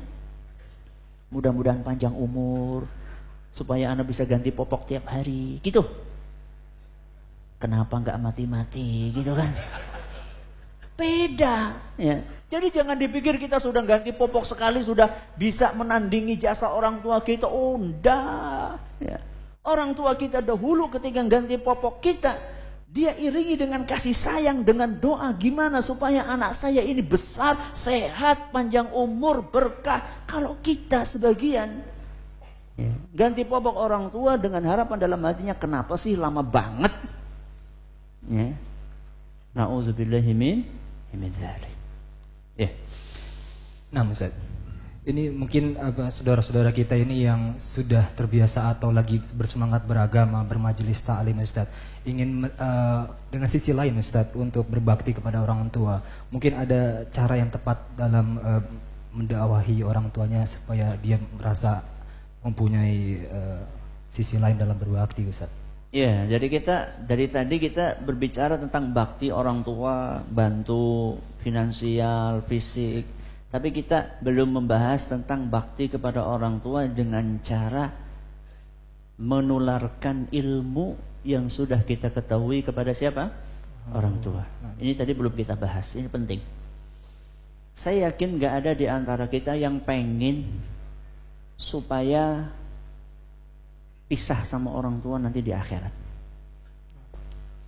Kita pengennya sama orang tua bareng-bareng terus. Gak ada di antara kita yang punya cita-cita di akhirat pisah, satunya di surga, satunya di neraka. Gak ada. Saya gak bisa bayangkan ya di dunia makan bareng satu meja, bercengkrama bareng, piknik bareng, tahu-tahu nanti di akhirat satunya di neraka, satunya di surga. Nauzubillah min dzalik. Kita pengennya bareng-bareng terus. Kita pengen supaya di surga nanti bareng. Gimana caranya, Ustaz? Supaya nanti kita bisa beserta dengan orang tua kita surga. Caranya ada dalam Al-Quran surat At-Tur ayat 21. Surat apa? At-Tur. Surat At-Tur ayat 21. Di situ Allah Subhanahu wa taala berfirman, "Walladzina amanu wattaba'athum dzurriyyatuhum biimanin." Dan orang-orang yang beriman lalu diikuti oleh anak-anaknya, keturunannya juga beriman. Jadi orang tuanya beriman, anaknya juga beriman. Apa ganjarannya? Alhaqna bihim dzurriyyatahum. Kami akan gabungkan antara anak dengan bapaknya, dengan ibunya. Digabungkan di mana? Di surga. Jadi kalau kita pengen bareng sama orang tua kita di surga, sama-sama berusaha menjadi insan yang beriman.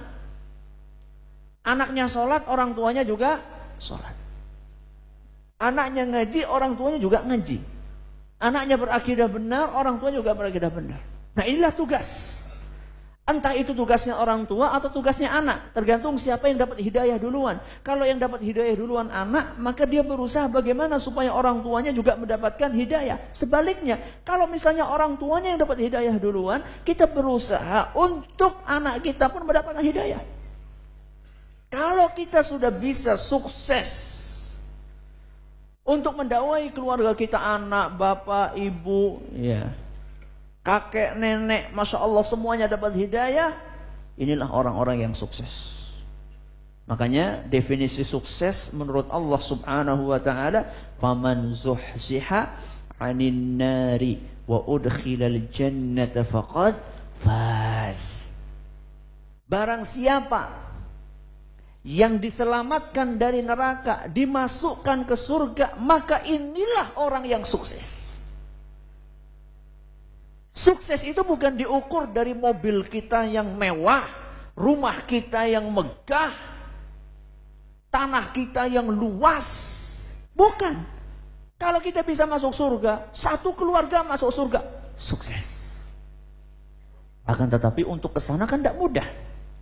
Untuk ke sana tidak mudah. Butuh perjuangan. Ketika kita sebagai anak misalnya dapat hidayah dulu, gimana kita mengajak orang tua kita? Harus banyak etika yang kita perhatikan. Antara lain ketika kita ngajak orang tua kita, jangan sampai omongan kita itu terkesan untuk menggurui. Terkesan untuk menggurui. Ayo Pak, ngaji yuk Pak, biar pinter.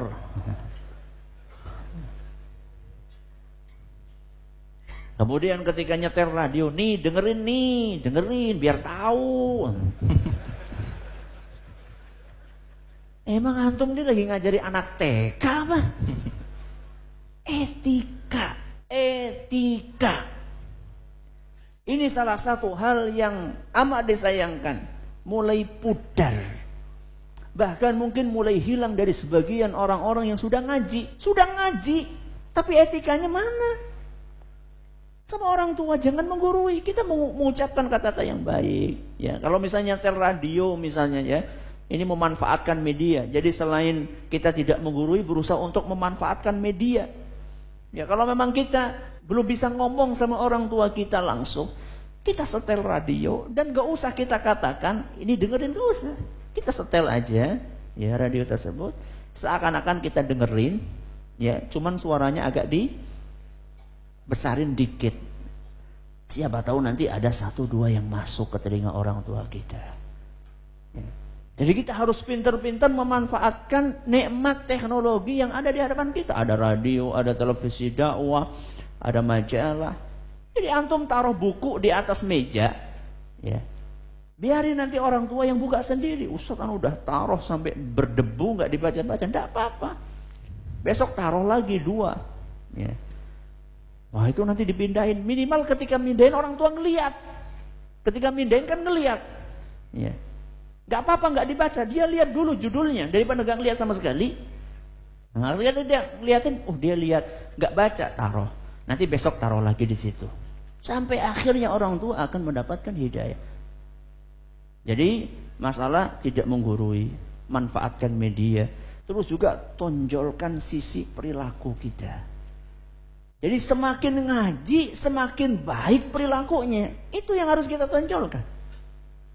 Sehingga orang tua kita akan berkata kepada anak kita, Masya Allah nak, kamu setelah ngaji, kok kamu tambah baik ya nak ya?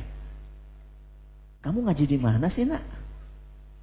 Bapak pengen ikut Itu kan Masya Allah. Jadi jangan sampai orang tua kita menilai kita dari perilaku jelek kita, kemudian orang tua kita mengatakan, kamu ngaji di mana sih?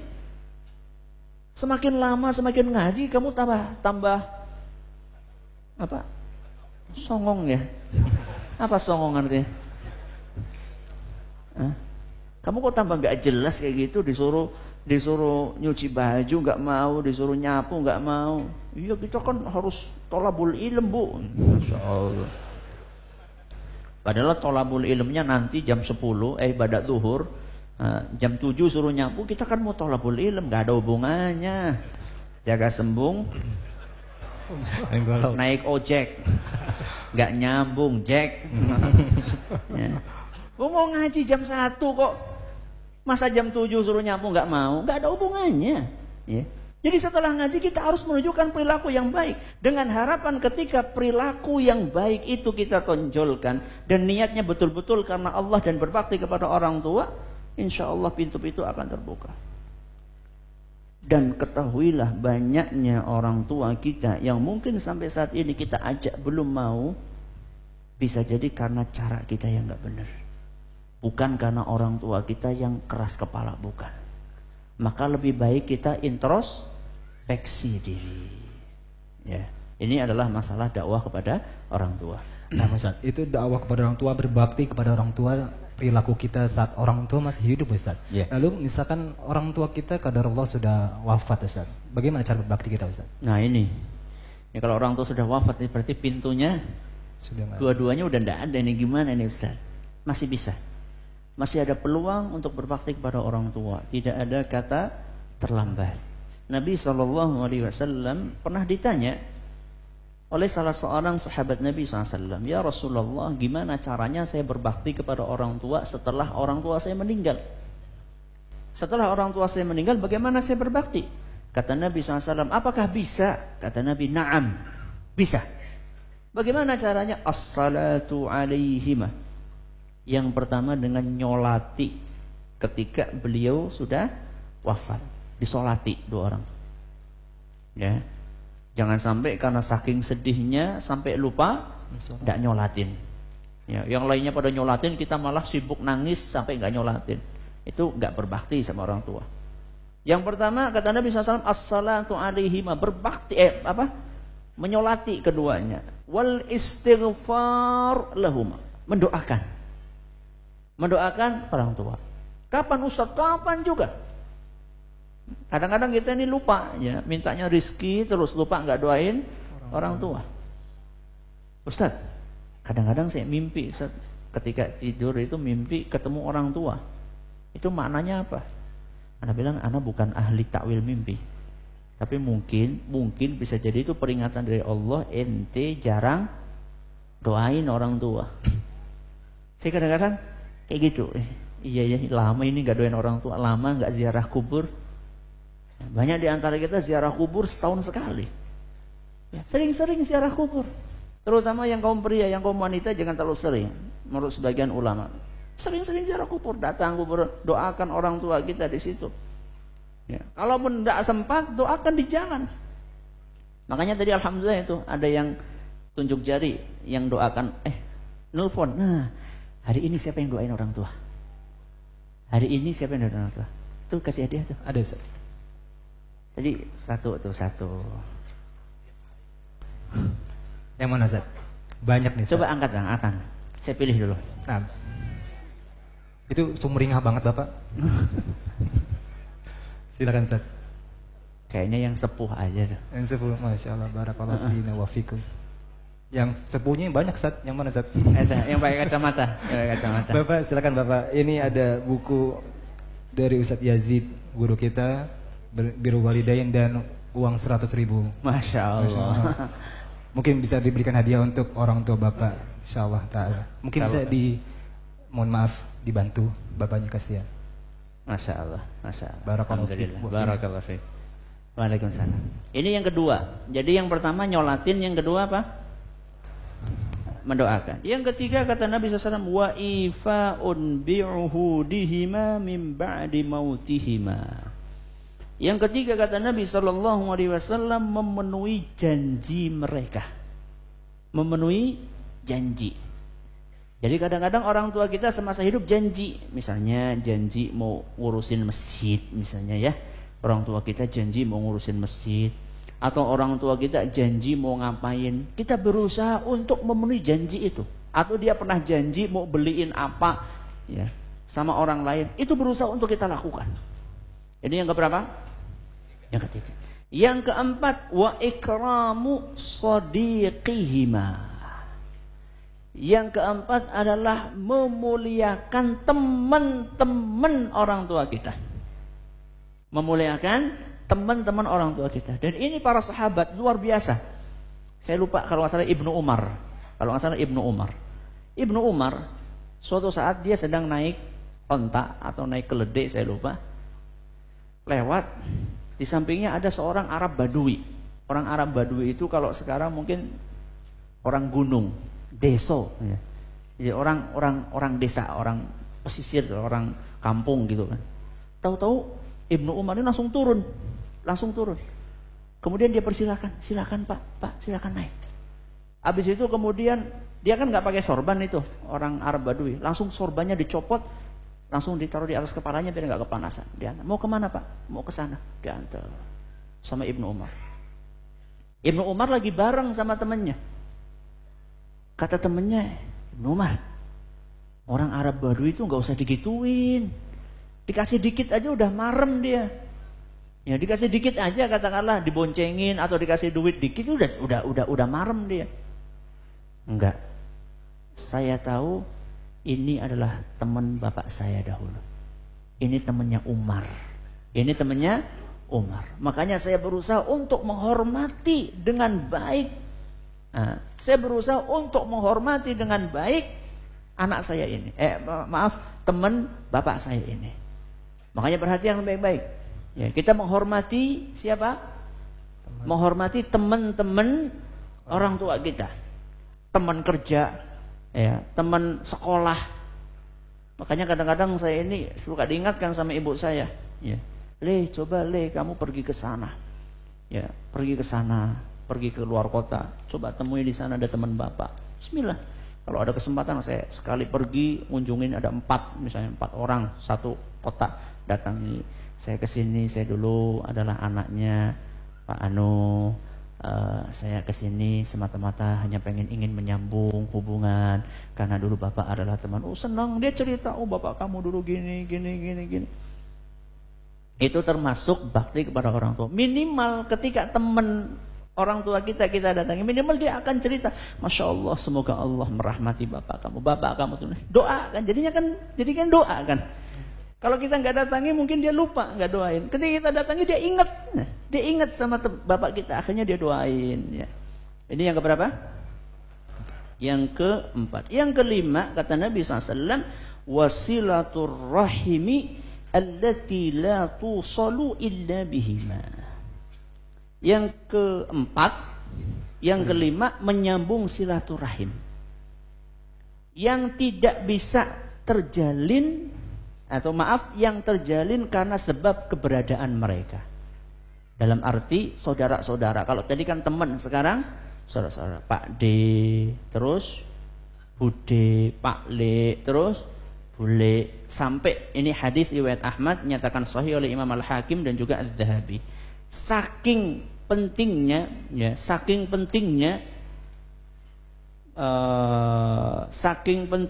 menyambung silaturahim ini sampai Nabi SAW pernah mengatakan al-khalatu bimanzilatil ummi.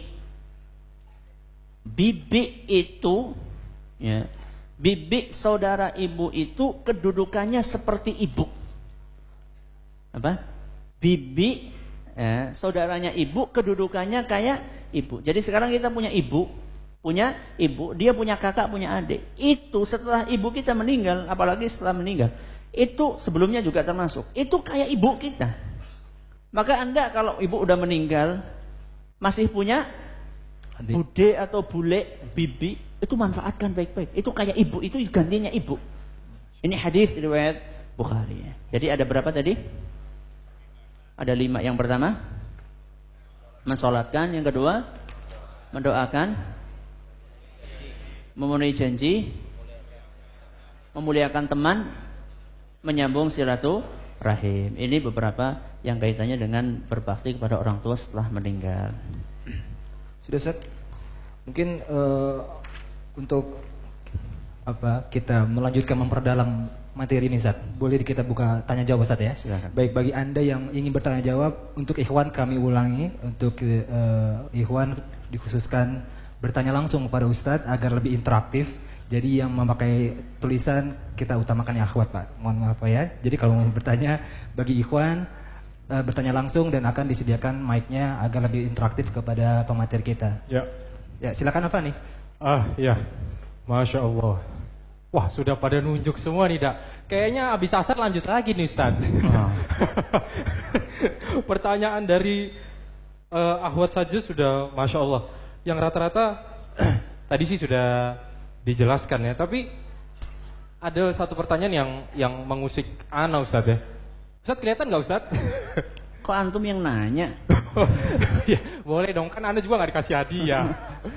Ada yang mengusik, ada suatu distorsi sosial sekarang di kaum muslimin ya, sebagian kecil itu, bahwa padahal pintu surganya itu di rumahnya gitu loh, Ustaz. Tapi malah mencari surga itu sampai ke luar negeri gitu loh, Ustaz. Padahal itu belum tentu benar juga. Menurut antum bagaimana, Ustaz? Nah, ini juga perlu dicermati nih. Ya, fenomena sebagian saudara-saudara kita yang jauh-jauh untuk keluar negeri padahal masih punya orang tua. Ada sebuah hadis yang menarik untuk kita perhatikan. Hadis riwayat Ahmad.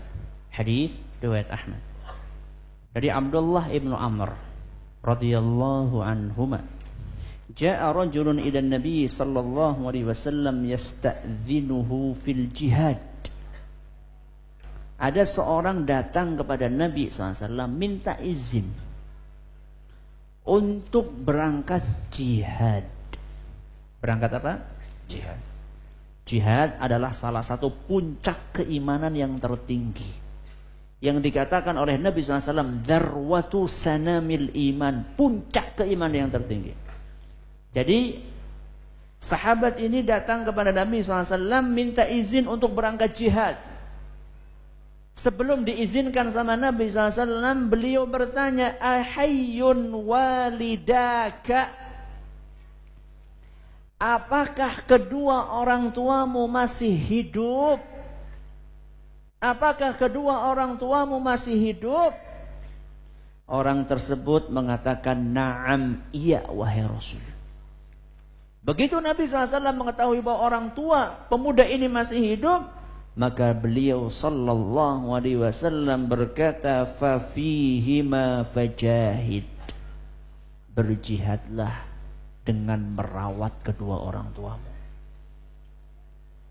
Jadi subhanallah, Nabi SAW mengarahkan kepada jihad yang lebih utama. Enggak mungkin Nabi SAW mengarahkan sesuatu melainkan sesuatu itu lebih utama, pasti.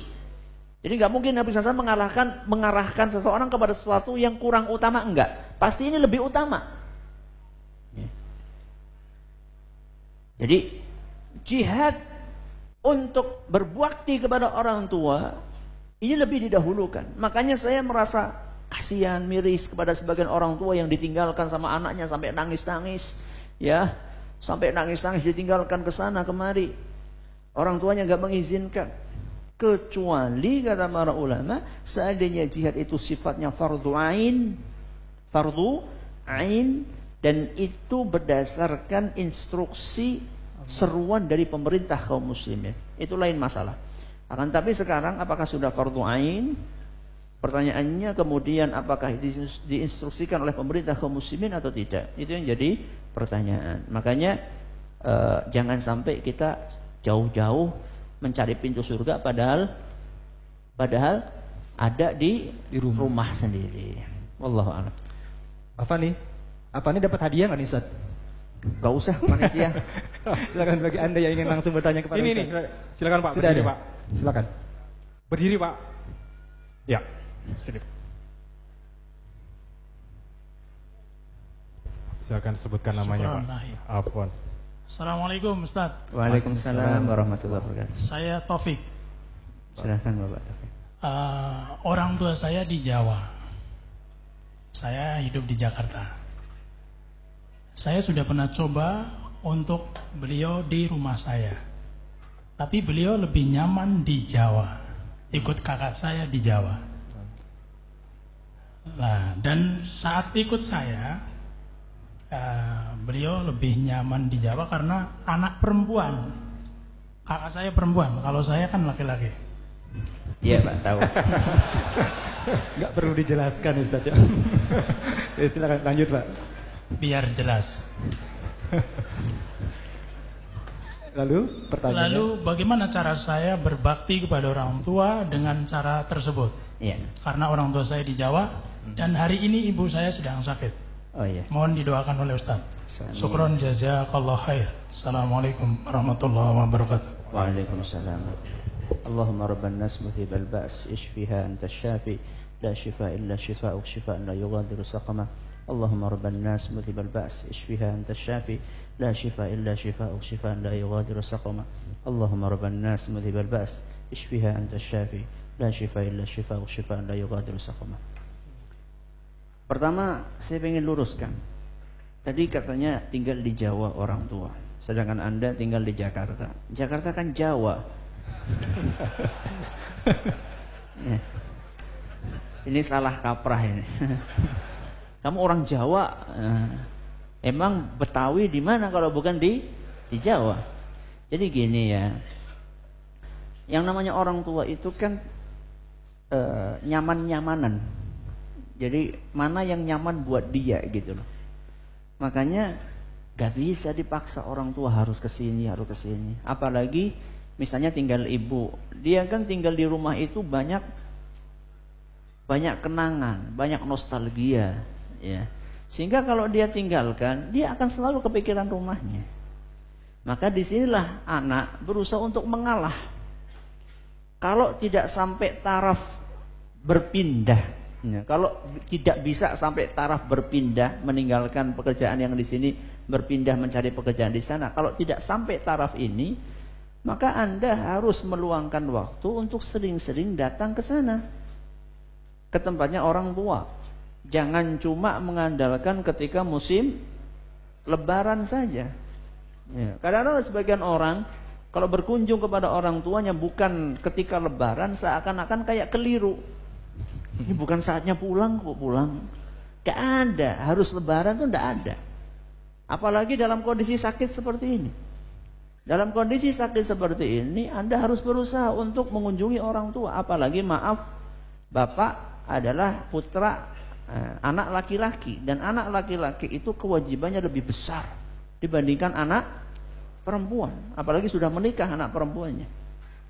Maka dalam kondisi seperti ini, Anda harus meluangkan waktu untuk mengunjungi orang tua secara berkala.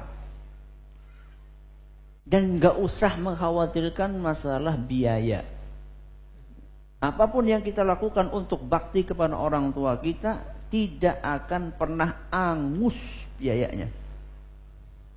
Pasti akan mendatangkan keberuntungan di dunia maupun di akhirat. Makanya kunjungi secara berkala. Kalau nggak bisa pindah, kunjungi secara berkala.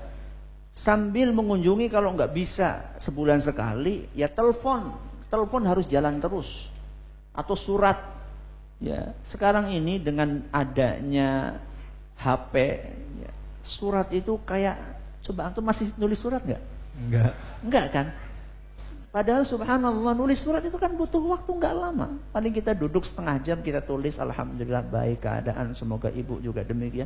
Orang tua kita kan rata-rata sudah lanjut.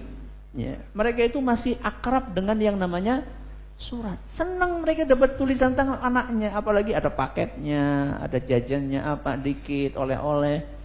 Ya, maka ini mungkin solusi yang bisa saya berikan untuk menghadapi masalah panjenengan, masalah Anda dan juga masalah yang lainnya. Silakan.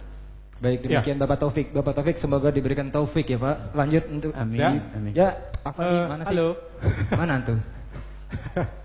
Oh, itu dia. Ustaz, karena pertanyaannya banyak, kita selang-seling aja ya, Ikhwan dan Ahwat ya. Ini ada pertanyaan bagus dari Ahwat, Ustaz. Kalau orang tua kita ini beda keyakinan alias di luar Islam, bagaimana Ustaz? Apakah kita wajib terus berbakti kepada mereka? Iya. Sekalipun orang tua kita non-muslim, kita wajib berbakti. Akan tetapi tidak mengikuti ajaran dia. Jadi jangan dipikir ketika orang tua kita itu non-muslim terus kita enggak berbakti. Berbakti. Makanya Allah Subhanahu wa taala ketika melarang kita untuk mentaati kesyirikan orang tua kita, wa in jahadaka, seandainya orang tua kalian memaksa kalian untuk melakukan perbuatan syirik, fala tuti'huma, jangan taati. Terus apa kata Allah? Wasahibhuma fid dunya ma'rufa. Dalam perkara duniawi tetaplah berbuat baik sama orang tua kalian. Berarti jangan dipikir orang tua yang nggak beriman itu nggak dibaiki terus. Ya. Bahkan bisa jadi itu adalah salah satu pintu untuk hidayah buat orang tua kita. Didoakan boleh nggak? Doakan, mumpung masih hidup. Doakan apa Ustaz? Supaya dapat hidayah. Yang nggak boleh kan mendoakan setelah meninggal supaya diampuni, itu kan yang nggak boleh. Kalau misalnya masih hidup, kemudian didoakan supaya mendapatkan hidayah, itu sangat bagus. Sebagaimana kisah yang dialami oleh Abu Hurairah radhiyallahu anhu. Nah, kalau mungkin di salah satu jamaah kita ada yang mempunyai pengalaman seperti itu, yang bapak atau ibunya di luar Islam, mungkin dia berusaha untuk mendoakan, mungkin ada hadiah? Ada mungkin di antara jamaah yang Masya Allah, berdiri Mas. Masya Allah. Coba Pak berdiri Pak. Ini Pak. Ada dua Fani dengan saudara kita yang itu, mungkin Namanya siapa? Assalamualaikum Ustaz. Nama saya Eko. Ayah saya beragama Buddha. Masya Allah. Terus antum belum Terus Mas bisa dapat hidayah atau gimana? sempat sudah dapat hidayah? Belum Ustaz. Belum. Mungkin ada yang cerita lagi, semoga setelah ini orang tua Anda mendapatkan hidayah. Amin. Insyaallah. Antum yang di belakang itu, Afani. Sebutkan namanya. Assalamualaikum, nama saya Randy, Ustaz. Assalamualaikum. Orang tua saya dua-duanya agamanya Katolik, kebetulan saya mualaf. Masya Allah. Masya Allah. Semoga segera menyusul insyaallah kedua orang tua. Amin. Baik, untuk Assalamualaikum. kedua saudara kita nanti hadiahnya bisa diambil di depan di pintu panitia. Baik, silakan Afani dibacakan lagi. Silakan Bapak, nanti sebentar. Dan sebelumnya maaf jika pertanyaan-pertanyaan yang masuk ini begitu banyak. Jadi kalau tidak sempat semuanya ditanyakan ke Ustadz, kita mohon maaf karena waktunya sudah sempit. Silakan Pak. Assalamualaikum Pak Ustadz. Waalaikumsalam warahmatullahi wabarakatuh. Saya bersaudara ada 4. Kebetulan ibu saya itu sayang dengan adik saya yang paling kecil. Yeah. Sedangkan ibu saya pernah berpesan kalau bisa itu supaya adik saya itu diberikan rumah oleh saudara-saudaranya. Yeah. Sedangkan sekarang ini ibu saya sudah almarhum. Apakah pesan itu perlu kita laksanakan sebagai anaknya, Pak? Terima kasih. Yeah. Assalamualaikum warahmatullahi wabarakatuh. Kalau misalnya kita melihat tadi apa yang disampaikan, dipesankan oleh Nabi Shallallahu Alaihi Wasallam berupa 5 hal itu kan ada salah satunya adalah janji. Ya. Kalau misalnya itu ibarat janji yang disampaikan oleh orang tua atau minimal keinginan, maka itu termasuk bakti kepada orang tua kalau kita mampu. Kalau kita mampu dan adik yang paling kecil itu memang membutuhkan. Bisa jadi orang tua menyampaikan seperti itu karena memang mungkin yang paling kecil ini adalah yang paling kurang mampu. Kalau kondisinya seperti itu, tanpa pesan dari orang tua pun seharusnya kita membantu. Apalagi sampai ada pesan. Kecuali kalau misalnya Anda tidak mampu dan adik Anda yang paling kecil orang yang mampu, itu lain masalah. Ya. Kalau kondisinya seperti yang saya sebutkan, maka sudah ada pesan orang tua, Anda mampu, adik Anda kurang mampu, maka sangat bagus untuk dijalankan, untuk kerjasama di antara saudara-saudara yang ada. Ya. Baik, syukran jazakallahu Ustaz. Ya. Ada lagi apa nih? Ada banget. Ada satu pertanyaan yang oke banget nih Ustaz. Iya. Pertanyaan dari Ahwat. Hidup ini sudah susah Ustaz. Kita di dunia ini susah cari makan, ada masalah ini. Kenapa masih dibebani harus berbakti kepada orang tua Ustaz? Seru ya? Bisa dijewer, orangnya bisa dijewer. Hidup ini sudah susah. Kenapa harus dibebani dengan bakti kepada orang tua? Supaya nggak susah hidupnya.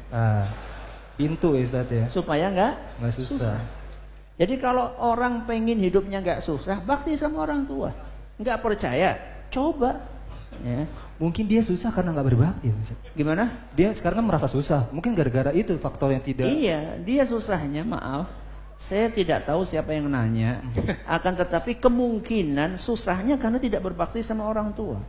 Justru kalau Anda berbakti sama orang tua, Anda akan nyaman hidupnya. Pasti diberkahi, pasti. Ya, saya nggak katakan mungkin, pasti diberkahi sama Allah. Karena itu adalah ketaatan. Ya, itu adalah bentuk ketakwaan. Allah berpesan, berjanji dalam Al-Quran, wa may yattaqillaha yaj'al lahu makhraja.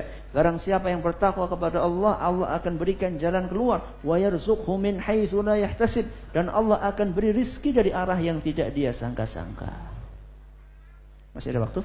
Nampaknya sudah hampir mepet Ustaz dengan waktu kita asar. Mungkin untuk penutup Ustaz ada kuis atau ada rangkuman? Silakan Ustaz. Rangkumannya ya dari apa yang tadi kita sampaikan, bahwa kita ini punya kewajiban untuk berbakti kepada orang tua kita masing-masing, dan banyak sekali ayat-ayat dan hadis-hadis yang menjelaskan tentang kewajiban berbakti yang sering kita dengar, akan tetapi ternyata kita belum memahami dengan dalam, sehingga kita pun juga belum mempraktekkan dengan baik. Semoga dengan adanya kajian ini kita bisa terpacu untuk terus berbakti kepada orang tua kita, dan bukan berarti yang ngomong sudah maksimal. Jadi ketika saya menyampaikan ini, saya juga lagi ngeces, saya juga lagi berusaha untuk menasehati diri pribadi, dan semoga kita semuanya termasuk orang-orang yang bisa berbakti kepada orang tua kita, sehingga kita bisa meraih surga Allah Azza wa Jal. Wallahu ta'ala a'lam wa alam. Terima kasih atas perhatiannya. Mohon maaf atas segala kurangnya. Kami serahkan kembali kepada saudara Reda. Terima kasih Ustaz, jazakallahu khairan wa barakallahu fikum. Terima kasih juga kepada teman-teman yang telah hadir ke majelis ini. Semoga diberkahi oleh Allah dan semoga dikumpulkan kita bersama orang tua kita di surga kelak insyaallah taala. Dan terima kasih kembali kepada Ustaz yang telah menyempatkan waktu datang ke majelis ini dan memberikan banyak faedah. Dan insyaallah majelis ini bulan depan akan berkunjung ke Bandung insyaallah taala. Jadi yang di Jakarta libur dulu, bulan depan kita insya Allah akan ke Bandung. Insya Allah akan kita berjumpa kembali di bulan Mei. Jazakumullahu khairan, barakallahu fikum. Wassalamualaikum warahmatullahi wabarakatuh.